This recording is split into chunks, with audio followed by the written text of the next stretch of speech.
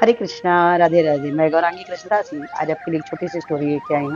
ये स्टोरी है हमारे कृष्णा की। कृष्णा की स्टोरी एक भक्त के लिए। एक बार की बात है कि एक शहर में एक काफ़ी धनी सेठ जी रहा करते थे। सेठ जी जो है अपने लड्डू गोपाल को मतलब कृष्णा को अपना बेटा मानते थे।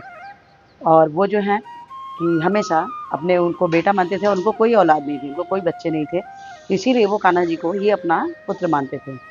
तो उनके जो मित्र लोग थे, उनके पुत्र थे और वो लोग जो हैं कि हमेशा अपने पुत्र की बड़ाई करना, हमेशा क्या नहलाया, क्या पिलाया, क्या खिलाया, ये सब विषय में उनसे चर्चाएँ करते थे।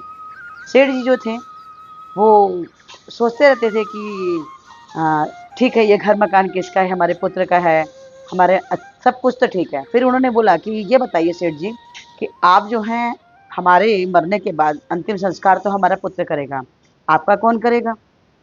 तो बोले कि हमारा हमारा पुत्र करेगा जिसको मैं अपना पुत्र मानता हूँ।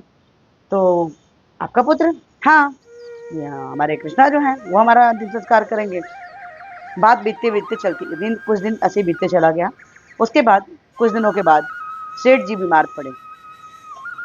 सेठ जी बीमार पड़े, उनकी तबीयत इतनी खराब हो गई कि उसमें वो ठीक न स्वस्थ न हो पाए और उनकी मृत्यु हो गई। मृत्यु हो गई। तो जब मृत्यु हो गई और जब उनको लोग लेके जाने लगे तो उसी समय एक छोटा-सा 5 साल का बच्चा आगे-आगे चल रहा था और रो रहा था कि अ, अब ये बताइए कि सेठ जी चले गए, मेरा क्या होगा? मुझे कौन प्यार करेगा? मुझे खाना कौन खिलाएगा? मुझे कपड़े कौन पहनाएगा? ऐसे करके रो रहे थे। वो बच्चा रो रहा था। तो सबने सोचा कि ये बच्चा किसी गाँव का होगा, सेठ जी तो सभी बच्चों को बहुत प्यार करते थे, इसीलिए जो है कि वो सेठ जी को याद करके रो रहा है। रोते-रोते, रोते-रोते वो घाट तक वो बच्चा जाता है सेठ जी के और वो रोए जा रहा है, रोए जा रहा है। फिर वहाँ सभी लोग सोचे कि आखिर सेठ जी के मुखाग्नि कौन देगा? अंतिम संस्कार कौन करेगा?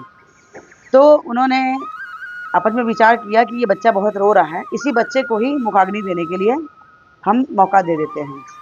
तो उस बच्चे को आग दिया गया और जलाने के लिए बोला गया। उनको मुखाग्नि देने के लिए कहा गया सेठ जी को।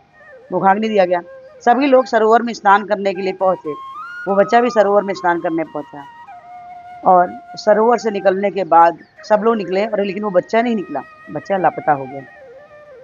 सारे गाँव वाले ढूँढने लगे कि आखिर शहर के लोग, गाँव के लोग जो उनके मित्रगण थे कि ये बच्चा गया तो गया कहाँ?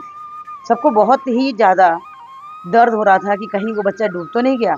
गोताखोर बुलाया गया, पूरी पानी को तलाशा गया लेकिन कहीं भी वो बच्चे का पता नहीं चला। उसी में एक बुजुर्ग थे जिनको विश्वास था कि जो कृष्णा को अपना पुत्र बोलते थे, हो ना हो वो बच्चा और कोई नहीं कृष्णा ही हो। तो वो लोग बोले चलो मंदिर चल के देखते हैं, जहाँ हमेशा हमारे सेठ जी जाया करते थे। मंदिर गए तो देखा कि वहाँ पे पट खोलने पर उन्हें एक आश्चर्य हुआ कि वहाँ पे यमुना की जल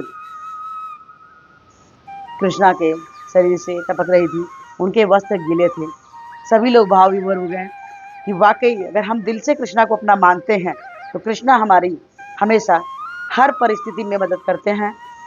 लेकिन हमको पूर्ण रूप से कृष्णा पे श्रद्धा रखनी चाहिए, कृष्णा का विश्वास करना चाहिए, भरोसा करना चाहिए कि कृष्णा हैं और हर पल हमारे साथ हैं।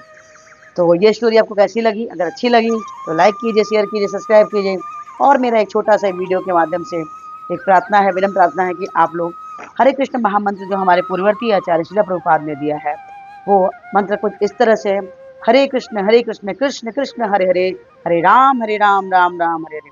हरे कृष्ण महामंत्र जप कीजिए और कृष्णा को अपने जीवन में ला के कृष्णा के सबसे प्रिय बच्चे बनिए। जब आप हरे कृष्ण महामंत्र करते हैं तो आपको एक माला करने पे भी उसका प्रभाव दिखना चालू होता है। आपको अच्छा लगता है तो 1 माला से 2 माला, 2 से 4, 4 से 8, 8 से 16। अगर आप 16 माला करते हैं तो आपके जीवन में अलौकिक बदलाव आने शुरू हो जाते हैं। आपके जीवन से जो भी कष्ट हैं वो दूर हो जाते हैं। तो आप हरे कृष्ण महामंत्र कीजिए और कृष्णा के सबसे प्रिय बच्चे बनिए। हरे कृष्णा, राधे राधे।